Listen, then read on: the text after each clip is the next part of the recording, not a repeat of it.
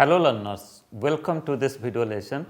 Today we are going to discuss another important topic. The title of the topic is Right to Education Act 2009 in bringing school and community together.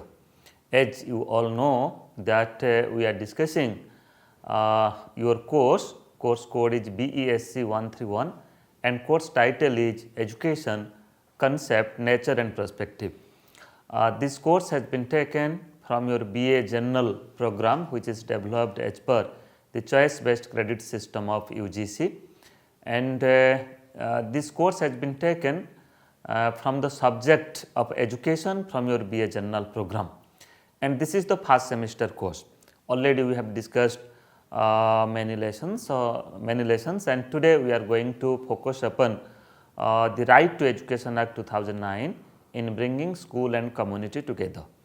Before starting our discussion, let me to introduce myself. I Dr. Niradhar, Associate Professor, School of Education, Indira Gandhi National Open University. Welcome you all to this video lesson.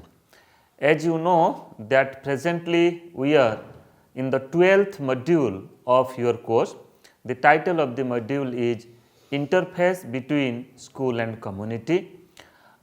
In this module, you will find three important lessons are there. First lesson is parental involvement in school. Second is role of community in school development and schooling process. And the third lesson is Right to Education Act 2009 in bringing school and community together. Already you must have gone through the earlier two lessons from this module, that is parental involvement in school is the first lesson, second is role of community in school development and schooling process. And now let us focus upon the third lesson, that is Right to Education Act 2009 in bringing school and community together. Before starting our discussion, let me to focus upon some of the important learning outcomes, and I am very much hopeful that after going through this video lesson and at the same time the part content which is given in the 12th module, you will be able to discuss the Right to Education Act 2009 and its provisions about community participation. So, what are the different provision, different suggestions has been given, specially catering community or specially connecting community in the process of schooling, in the process of education, and further you will be able to discuss the key functions of school management committee. Okay, school management committee is the SMC. So, there is the recommendation that every school should have one SMC, should have one school management committee, and after establishing the school management committee, so what will be the key function, what will be the operation of the SMC. So, that is also another learning outcome. Then further you will be able to describe basic structure of school management committee. So, friends, when we will develop the school management committee, when we will form the school management committee, so what should be its basic structure as per the RT Act 2009. So, that is also another learning outcome, and further you will be able to explain the concept of school development plan, that is called as SDP, and its construction. So, friends, what is SDP? First of all, you will understand that what is the concept of a SDP and who prepared this school development plan and what are the parameters for its construction. So, these are the certain important concern, important learning outcomes, and I am hopeful that definitely will achieve these learning outcomes after going through this video lesson. Now, let us focus upon Right to Education Act 2009 and School Management Committee SMC. So, what are the recommendations relating to School Management Committee?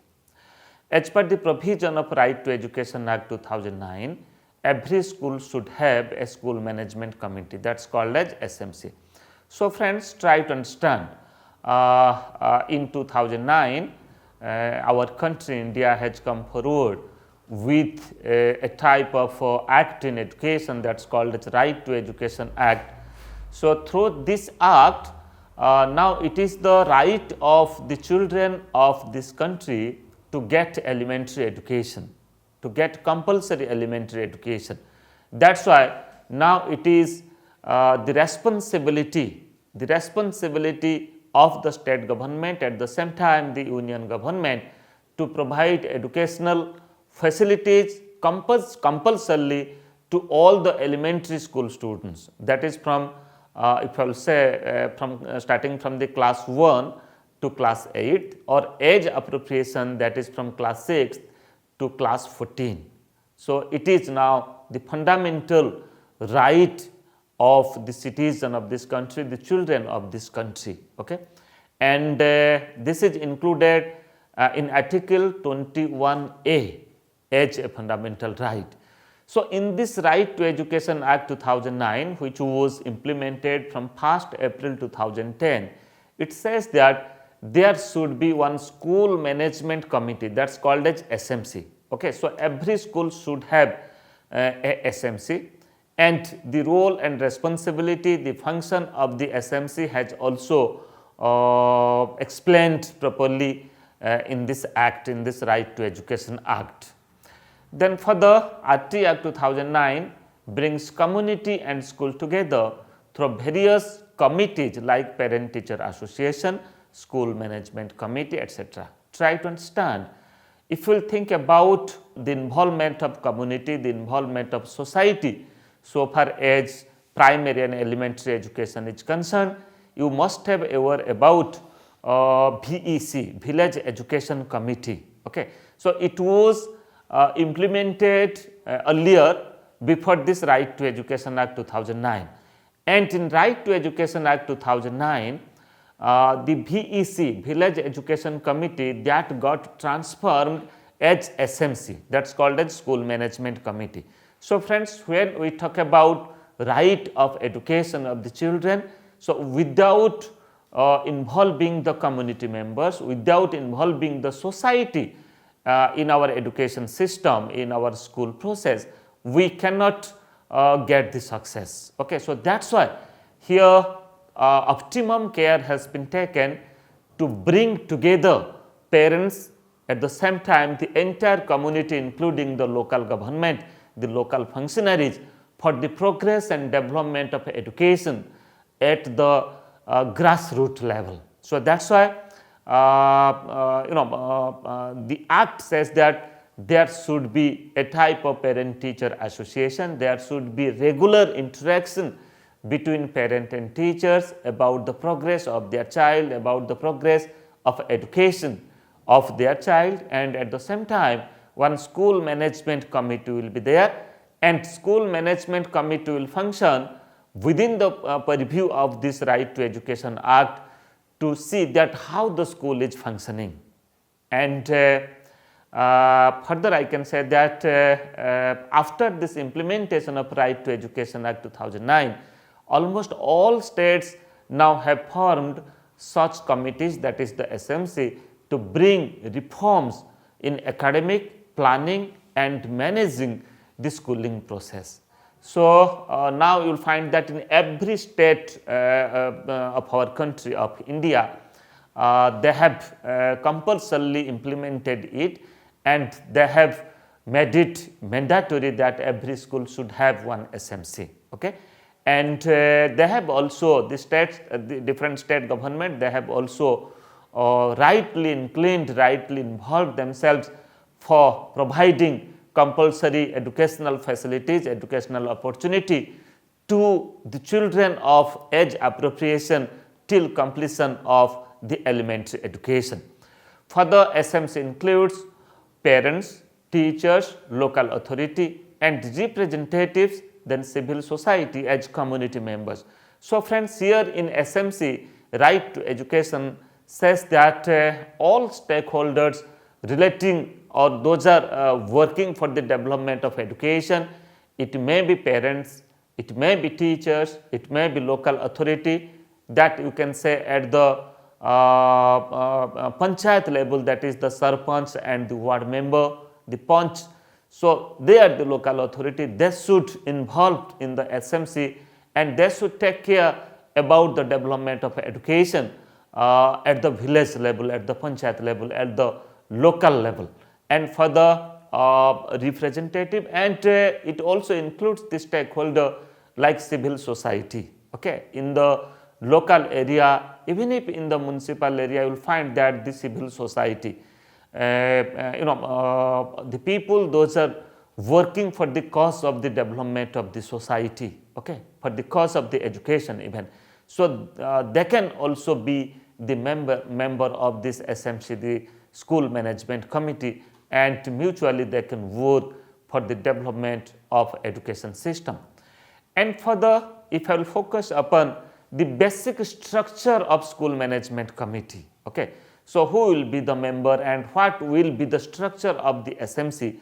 Let me to focus upon, first of all, exact number of members in SMC is not specified, but certain criteria has been given. This has not mentioned that how many numbers should be there. It may be based upon you can say the strength of the school, it may be you can say the classes run in the school.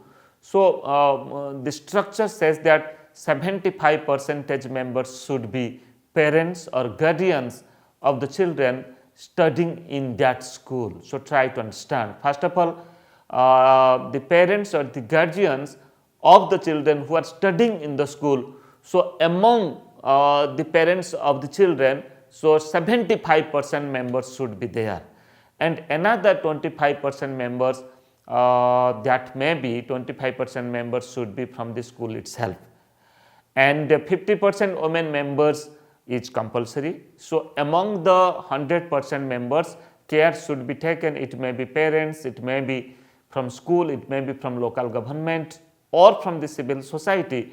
50% members should be women. Then further, there should be representation from the weaker section. Few members should be from the weaker section. So, they should have their representation to understand and to participate that what is going on in the school and what are the major concern of the school. Then further, minimum 6 meetings should be there in a year. So, this has been specified that in a year the SMC will conduct at least 6 meetings, and there should not be more than 2 months gap between two meetings. So, it means in at least in 2 months there should be one meeting. Okay. So, more than 2 months gap should not be there from one meeting to another meeting. Then accordingly in a year 6 meetings should be conducted. So, this is the basic structure of the school management committee. And further, if I will focus upon the SMC composition in Delhi, particularly in the Delhi government, I am just giving one example. Just like you see the members, it may be parents or it may be guardians, they can be the member of the SMC, or from the parents and guardians, one can be the vice chairperson also. So, in Delhi, so far as Right to Education Act, Delhi Right to Education Act is concerned, number of members, that means from parents or guardians should be 12. So, that will be the 75%. So, total member will be your 16. Total member will be 16, out of which 75%, 12 member will be either parent or the guardians, and another 25% members, that means school principal will be the member, school principal will be the ex officio chairperson of the school management committee. Then further, elected representative at least one member at the local government level, at the panchayat level.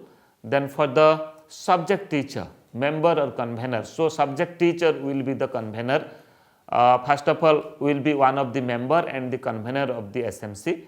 Then further, educationist or social worker, the civil society member may be an educationist, may be a type of social worker. Those are working for the cause of development of the society, and those are working for the cause of development of education at the local area, will be also member of the SMC. So, accordingly a 16 member SMC will be developed, will be structured, and they will conduct at least 6 meetings in a year, and there will not be more than 2 months gap between two meetings. Further, now let us focus upon the very functions of SMC, or what are the different functions of SMC. First of all, the main function of SMC is to prepare school development plan. Earlier in learning outcomes, I was just talking about school development plan, that is called as SDP. Okay. So, it is their main function that they have to develop one SDP. Further, we will discuss that what is the structure of SDP and how the SDP will be developed. Then further, participate and monitor in managing the school and its development. First of all, the main function is to prepare the SDP, that is the developmental plan, continuous developmental plan of the school. Then further, the SMC members, they are supposed to participate and monitor in managing the school, at the same time in developing the school. They have to go through different parameters of the progress and development of the school. Further, the function of school management committee is also to help in supervising and implementing school development plan. So, after preparing the school development plan, after approval of the school development plan, the SMC members, they are supposed to supervise that plan, they are supposed to implement that plan. And further, the function of SMC is to supervision and monitoring of financial, academic and other co-curricular activities in the school. Try to understand the financial management in the school will be taken care by the SMC member. Then further, academic monitoring, that is the monitoring in the day-to-day teaching learning process, day-to-day scholastic activities, progress of the learners is also another important function for the part of SMC to supervise and to conduct other co-curricular activities. That means the school will conduct the co-curricular activities for the all-round development of the child, and what the SMC member will do, SMC member will just supervise and monitor whether the things are happening in a proper way or not, and if there is any hurdle in between, the SMC member will try to solve those hurdles. Then for the other functions of SMC, like through social audit, ensure accountability and transparency in the system. So, the SMC will ensure a type of social audit, that whether the things are happening properly in the school or not. Then keeping proper accounts of available funds along with allocation, distribution and utilization with the Gram Sabha. Try to understand here proper account of available of the funds. The SMC will keep the records there, with them, and they will present it in the Gram Sabha also. Okay. So, the utilization, distribution and utilization will be presented in the Gram Sabha, and also it will be discussed in the SMC meeting. And for the general and maintain educational database. So, all the database relating to students, relating to school infrastructure, relating to day-to-day school development will be managed by the SMC. For the supporting and monitoring academic progress of the children, then coordinate between schools and society with available community resources of the society. So, here how the school will utilize, or how the school will be will get the benefit of the community resources, of the social resources. So, that will be ensured by the SMC. SMC will coordinate it. Further, as I have already said that the main function of the SMC school development plan is to develop a school development plan. And now let us focus upon different aspects of the school development plan. So, what are the different things, what are the different aspects that are supposed to include in the SDP, in the school development plan? First of all, let me to say that the main aim of preparing school development plan is to identify and review the strengths and weaknesses of the school. Okay. So, first of all, to understand that what is the strength and what is the weaknesses of the school. Then further estimation of class wise enrollment for each year. So, what is the enrollment in each class in every year, then accordingly they have to keep the data and it will be included in the school development plan. And on the basis of the increase of enrollment, the SMC can also demand for the additional teacher, and it should be mentioned, it should be included in the school development plan. And further, as per estimated enrollment of the students, required number of additional teachers, that is subject wise teacher and grade wise teachers should be included in the SDP, and many a time part time teachers can also be included. And further estimation of additional infrastructure and equipment, whether there are the requirement of additional infrastructure in the school or not, that can also be the part of SDP. Then additional financial requirements, so far as construction work is concerned, so far as different developmental infrastructural work is concerned, this can also be included in the SDP plan about the requirement of the additional finance or additional financial requirement. And the other aspects of school development plan, just like required additional support and training for teachers and students. Okay. So, here if the teachers are not trained, then SMC should take care of it, and SMC should include in SDP that the teachers required a type of training. And at the same time, apart from the basic training, it may be DLED, it may be BEd, for the school development plan should be signed by chairperson, and should also demand for you can say involvement of teachers for the professional development program, PDP, professional development program, because time and again you must have observed that the things are changing very rapidly.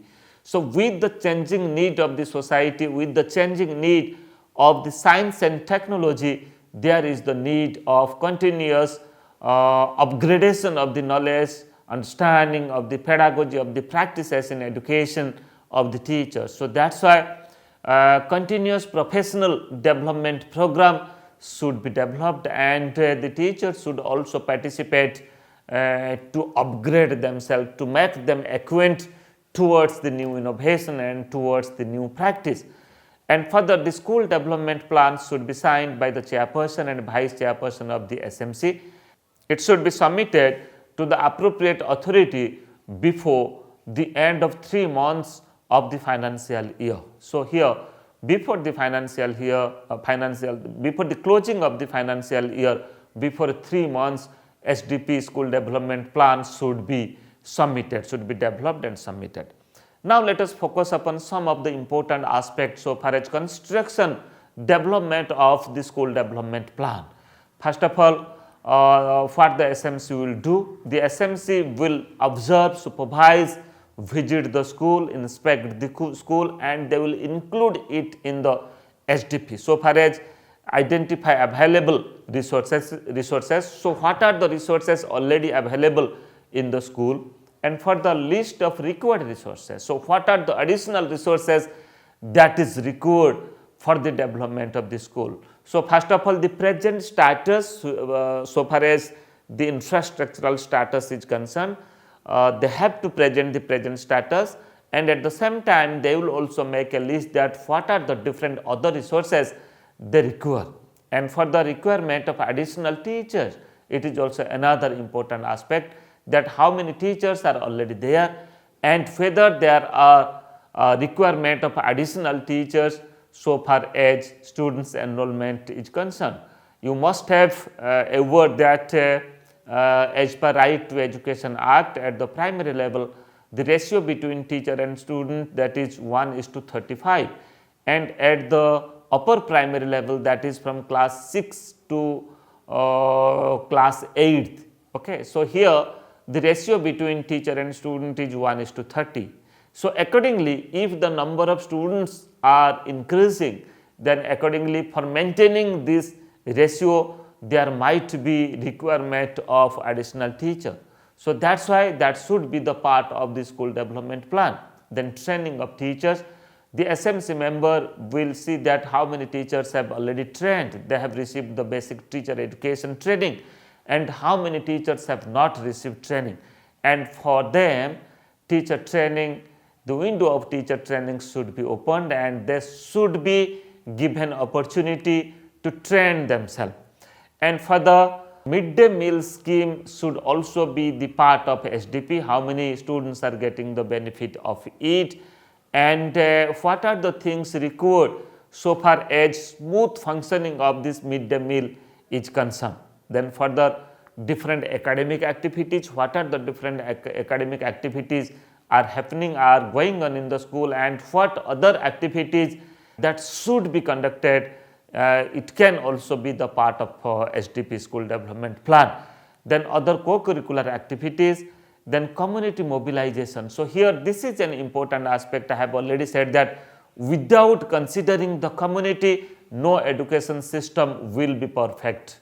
So that's why here this is quite appreciable in the Right to Education Act that it has taken proper care that how to bring community to education, how to you can say make community participation for the development of education, especially for formal education. So that's why community mobilization, the resources in the community, the resources of the village, how these resources can be developed in the school, and at the same time how the school will also involve wholeheartedly for the development of the community. So that's why community mobilization should be the part of the school development plan. Okay? And the renowned person in the community, the experts in the community, those are having certain specific skill and competencies relating to any area. So how these skills and competencies, how this expertise can be used in education, can be used in the school, can also another important aspect, and that should be a part of SDP.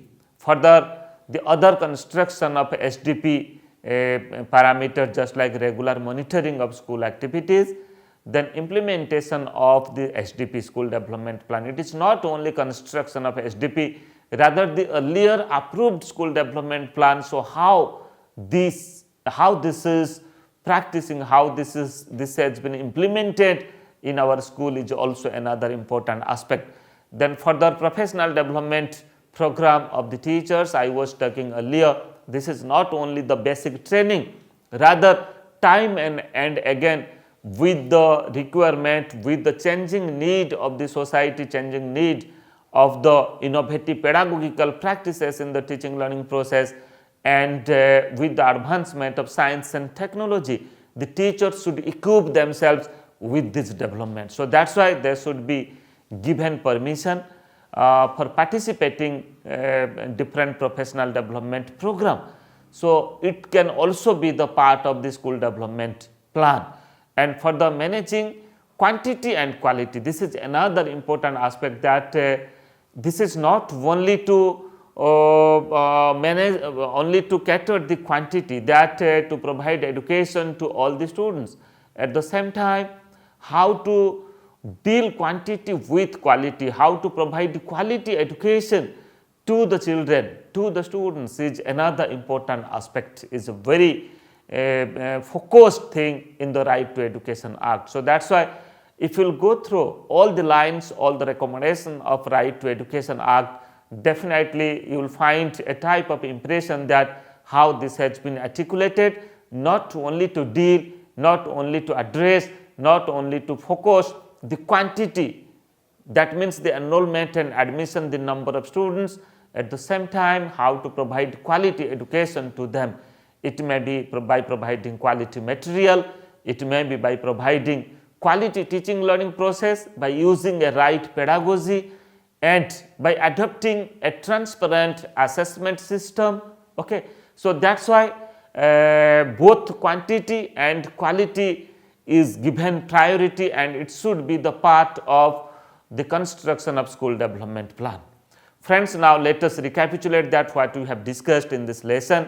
This lesson was basically focused upon Right to Education Act 2009 and its involvement so far as school management committee is concerned, how it addresses community and how it includes community for the development of schooling.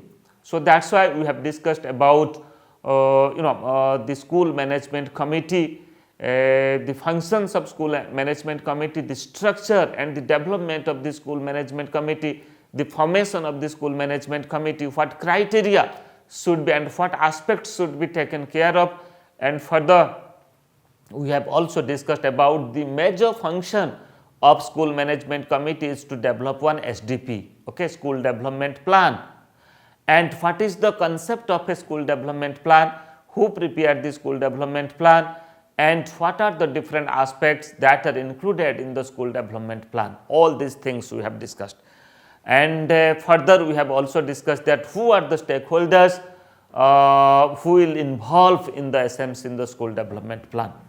After going through this lesson, I am just focusing upon some of the important questions, and I am very much sure that now you might be able to answer these questions, just like discuss the provision of community participation in Right to Education Act 2009. Further, what are the basic structure of school management committee? Then what is the composition of school management committee as per the Right to Education Act 2009? And further, what are the functions of SMC? Then explain different aspects of school development plan, and at the same time discuss the construction of school development plan. I am sure that definitely you will answer this question. This is for your practice only. Friends, in our next session we will discuss other important theme from your course BESC 131 Education Concept, Nature and Perspectives. Thank you.